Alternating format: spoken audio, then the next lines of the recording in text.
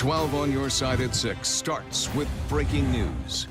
We're staying on top of that local breaking news in Chesterfield at the Chattanooga Plaza Walmart tonight. Things are quieting down and the dust settling after a gun went off in a Walmart bathroom and sent shoppers fleeing. We have live team coverage tonight. We'll get to Eric Perry with reaction in just a moment. But first, Chesterfield County reporter Jasmine Turner has been talking with police. And Jasmine, there was no active shooter.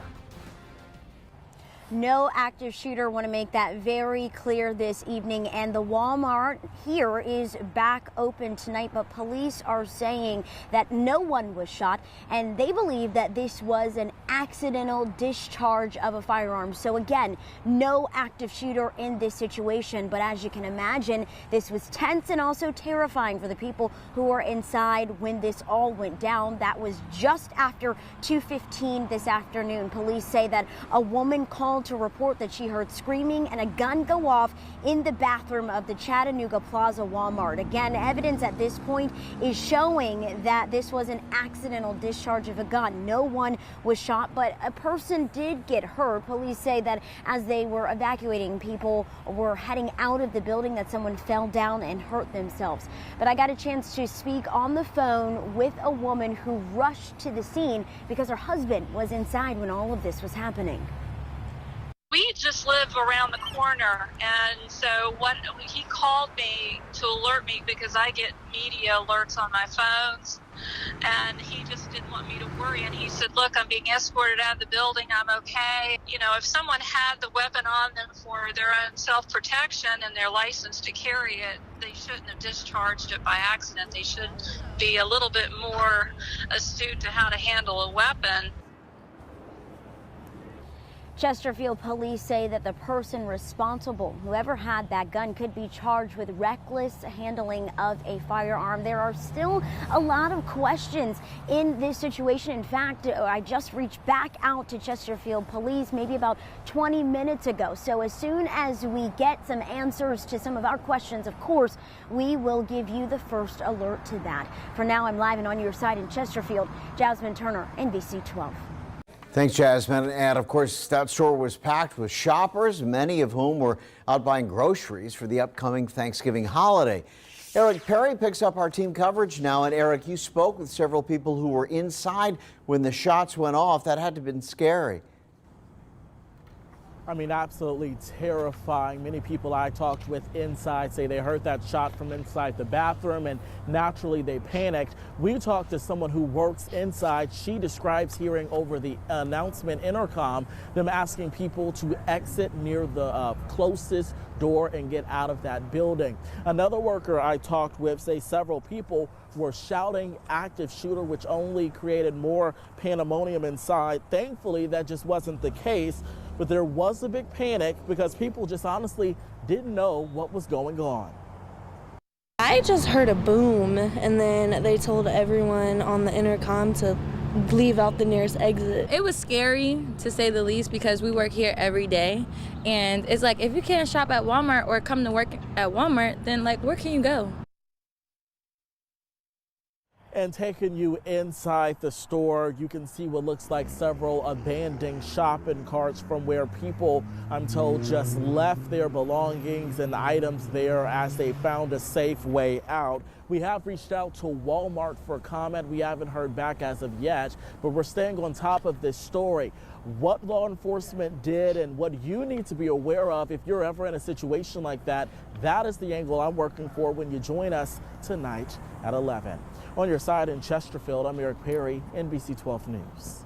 All right, thanks so much, Eric. And we've now learned a Chesterfield police car was involved in a crash while heading to that Walmart scene. The vehicle suffered pretty extensive front-end damage. Now, this is on Hull Street Road.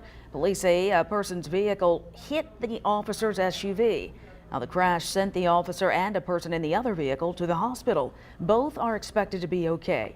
Several lanes of Hull Street near Pocashock Boulevard are going to be closed for a while. In Henrico, a woman charged with shooting and killing her husband. Police have charged Lisa Ann Gilbert with second-degree murder. Her husband, 69-year-old Floyd Jacob Gilbert Jr., was found dead Sunday night at a home on Mill Road. Police have not released any details about what led up to that shooting. And also in Henrico, police are searching for two men who allegedly robbed a pharmacy at gunpoint and tied up the employees there. It happened just before 6 p.m. yesterday at Bremo Pharmacy off Staples Mill Road. On your side at 6, Henrico reporter Karina Bolster is live there tonight. And Karina, thankfully no one was hurt during the robbery.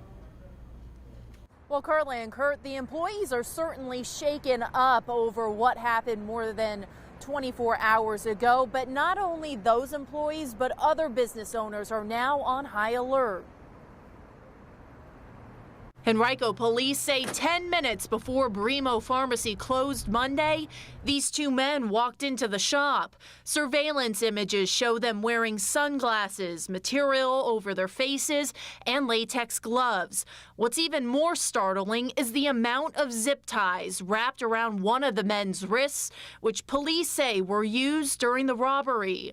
I'm told the men had handguns on them when they approached the counter and demanded narcotics. In a span of roughly 4 minutes, based on the timestamp from the surveillance images, police say the two men were able to collect a large amount of medicines, including pills, powder, and liquid meds, zip tie two employees by their hands and feet, and then drive away from the pharmacy in this white older model sedan.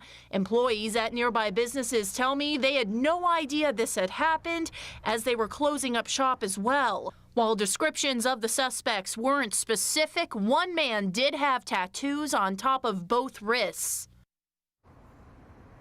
Now, police say thankfully those employees were not hurt during this encounter. I did speak with a woman inside the pharmacy earlier this morning who tells me they respectfully declined to comment about this case, but did add they are fully cooperating with police as part of this investigation. Again, anyone who may recognize either of these men is urged to contact police. Live and on your side in Henrico, Karina Bolster, NBC 12 News.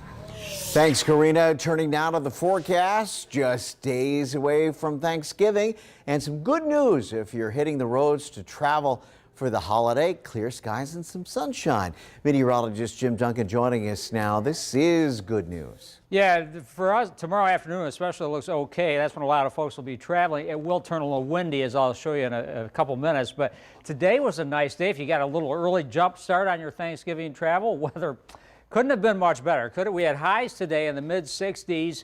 Midlothian, Ashland, West End Collegiate School, all in the mid-50s now after those highs in the middle 60s.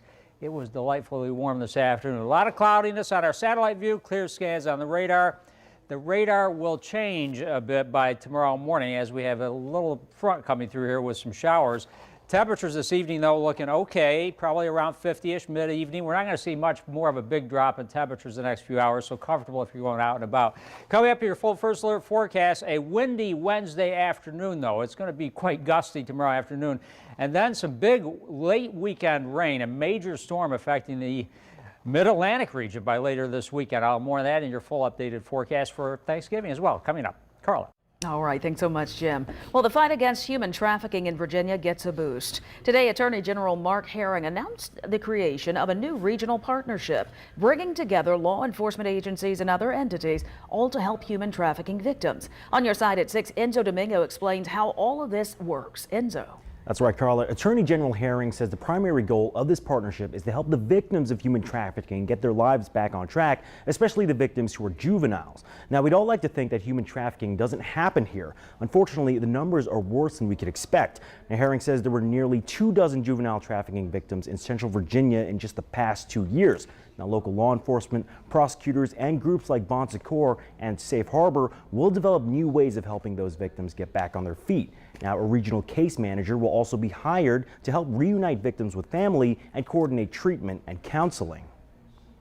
Working in a coordinated way is the best approach. It sort of acts as a force multiplier when they're coordinated and working together as a region, because these crimes don't know boundaries. They cross jurisdictional boundaries, and so this is a regional effort.